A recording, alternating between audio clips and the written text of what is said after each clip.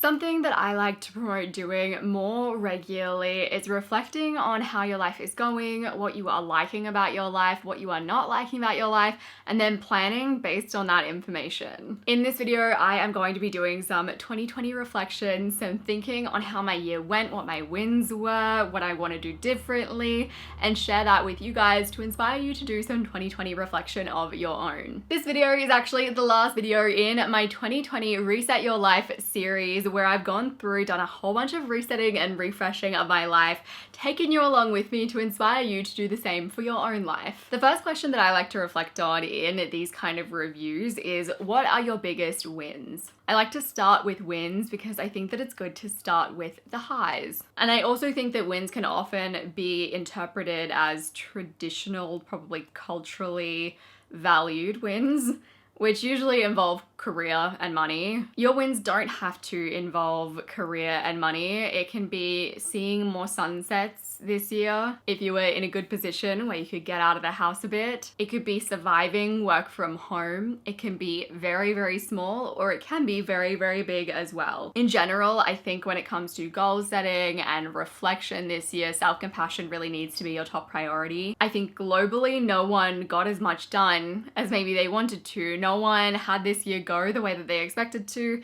We probably all had more hiccups than we expected this year, and that's okay, that's fine. So when you are writing down your list of small wins, really just go for any little tiny win that comes to mind. You can start out by thinking on the last week or so and write down your wins in the last week, and then maybe move to month by month. You can look through your calendar, even see what was on your calendar that you can remember being a bit of a win. Maybe you were extra nice to someone one day. Maybe doing Zoom meetings with your friends was previously outside of your comfort zone, but it's something that you've embraced this year. Any little thing is a win in my mind, and you should write every single tiny win that feels like an accomplishment this year down. For me, my biggest wins this year were launching Life Map Collective, my planner brand. That was probably my absolute biggest win this year. It was a huge undertaking.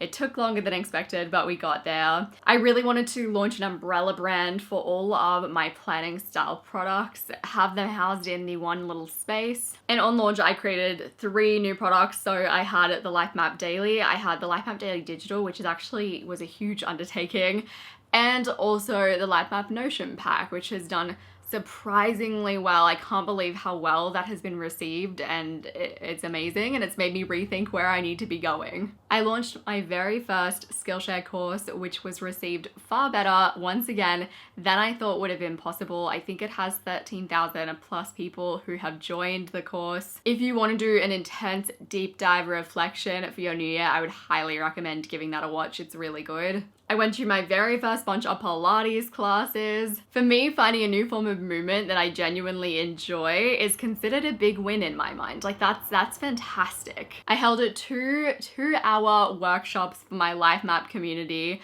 walking them through step by step the Life Map Dream Guide, which was a huge undertaking for me. And I consider that a massive win. Like, a 2-hour live session is not something I would have ever envisioned myself being able to do just 2 years ago with the level of comfort that I had. My sister went to it and she was like, I can't believe that this is something that you ever have struggled with, and that is such a nice feeling. So that was a big getting out of my comfort zone win. Online lives are definitely going more and more into my comfort zone. Obviously, it's still intimidating, but it's something that I'm like, yeah, I can do that. I think the next step would probably be an in-person meetup, which would be amazing. I completed an online course this year, like a longer term 12-week online course. I went to Toastmasters, which is something that I've shared with you guys before. I actually haven't gone to Toastmasters for some time now. If you've ever been to a Toastmasters, there is a lot of work involved. When I was launching Life Map Collective, I was like, I need to take a break because I didn't feel like I had the dedicated energy to put towards preparing for Toastmasters. I think it might be something that I'll go back to, but I also want to concentrate more on just doing talking engagements. I do struggle with preparing speeches for practice. I think it's that why part of me. I'm just like, but this feels like such a waste of time because I'm not using this for anything other than doing it in front of a group of people. So we'll see where I end up with that in the new year. And I also started going rock climbing. I mentioned in my mid-year review, rock climbing was something that I wanted to do for a few years, and it was this year that I was just like, okay, we're taking this step. I've gone rock climbing a ton this year. It's bouldering rather is what I've been doing. I enjoy it a lot. Once again, it's not something that I'm like really good at or anything, but it's just really enjoyable. I like the problem solving aspect of it. The next question that I like to reflect on is, how did your goals go and what did you learn from how your goals went? This question is wildly important for your goal setting going ahead. If you genuinely reflect on how your goal setting went this year and realize what worked, what didn't work for you, it will help you to have a way better year ahead. So really take some time to look back at your goals that you set this year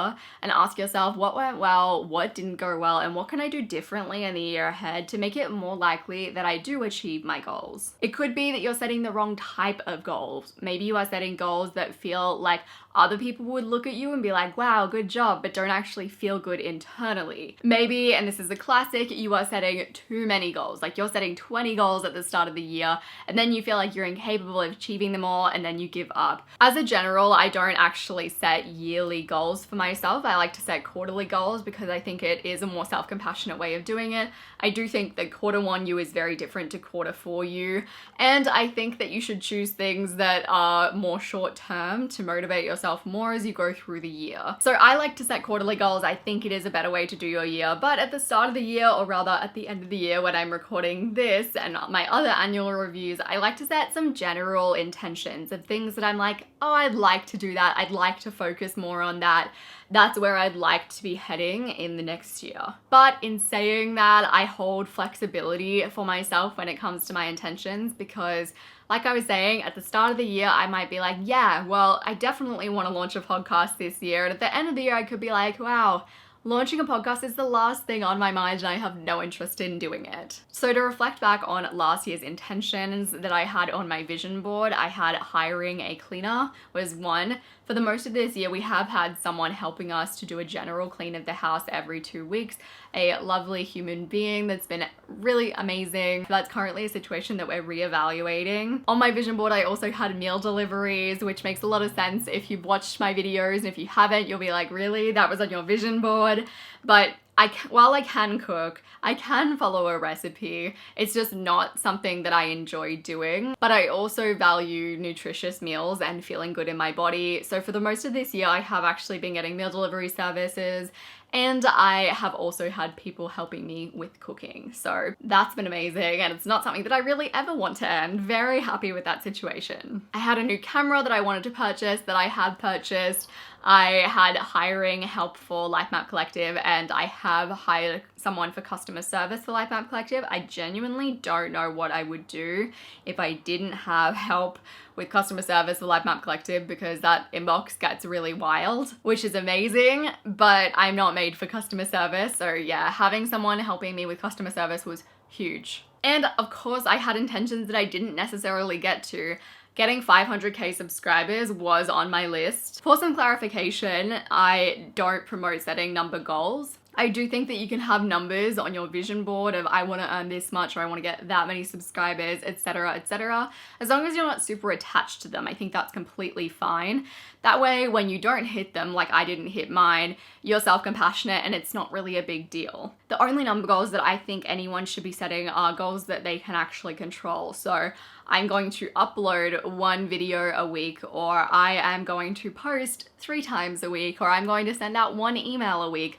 Not I'm going to have this many subscribers by the end of the year. So my intention of hitting 500k subscribers, I didn't hit 500k subscribers, as you can see down below, but I'm okay with that. I probably have more YouTube intentions this year, but I'll talk about that a little bit later. I also had on my list, and I talked about this, was maybe starting a podcast. That is something that didn't come to life because I had other priorities come onto my plate, which are things that I'm really excited about. I still do want to start a podcast. Oh no, this is gonna become one of those things that I talk about forever and everyone's like, where's the podcast? I hope not.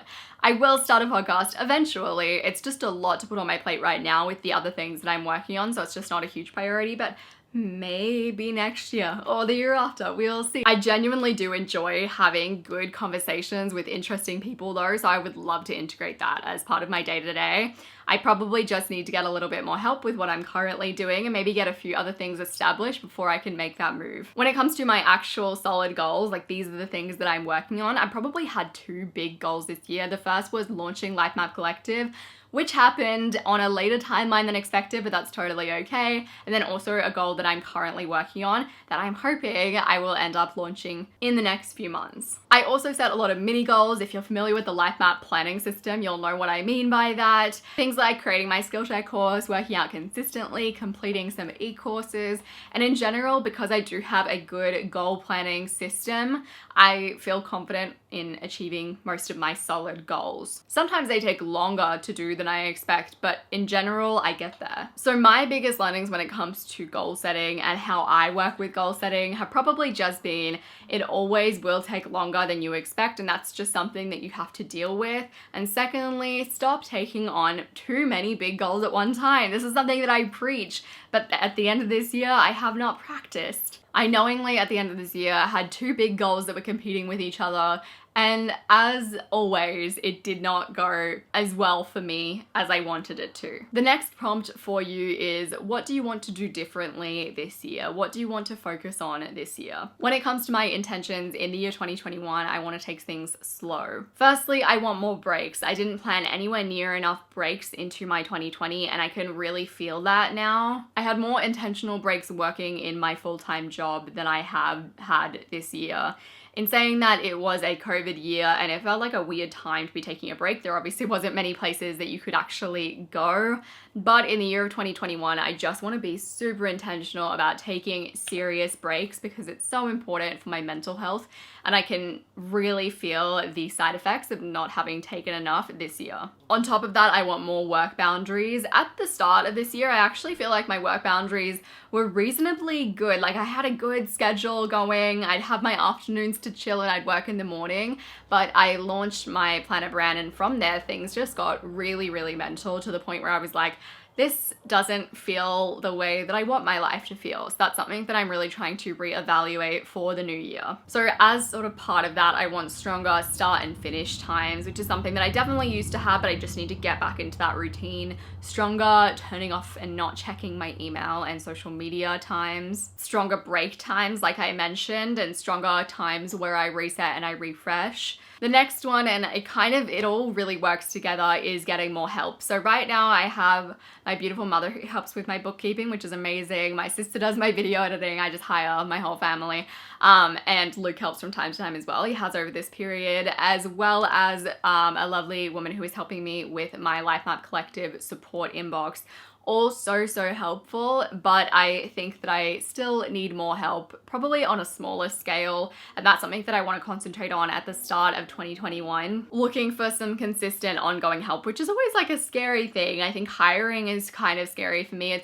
I've never actually been someone who's wanted to be a leader, including when I was at my own workplace working for someone else. I was like, I'm not interested in leading other people. So taking on that responsibility is something that I need to be thoughtful about, and I want to make sure that I do it in the right way. Next year, I also want more sources of my own income. So less relying on sponsorships, and I have been able to take a first step in that with Life Map Collective, and more creating my own sources of income that sustain me on a consistent basis. As consistent as you can get when you are self-employed. And sort of more general, I want more consistent movement in 2021.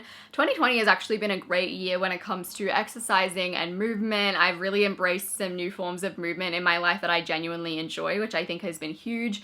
And in 2021, I really want to bring that in and make it even more consistent. Right now, I'm probably going through a slump because it's been such a busy month, but I'm also accepting of the fact that there are seasons, and I know that I'm going to get back into it into the new year. That's something that I'm really excited for and that I really value. And as a slightly more general, I want more meditations, more sunsets, more reading, and more journaling in 2021. I know that's super broad and vague, but that is absolutely what I want. I want just more me time, I think, is what all of those things are describing. I also usually like to talk about what I'm doing with my YouTube channel in these videos. It's like a little 6-monthly update from me me. So when it comes to my YouTube channel, I feel like I do need to do a sit down and do a full-on brainstorming session, because I am at a point where I'm like, I do need to sit down and figure out what my focus is going to be for the next year. My partner actually came up to me just 2 days ago, and he was helping edit a video for December.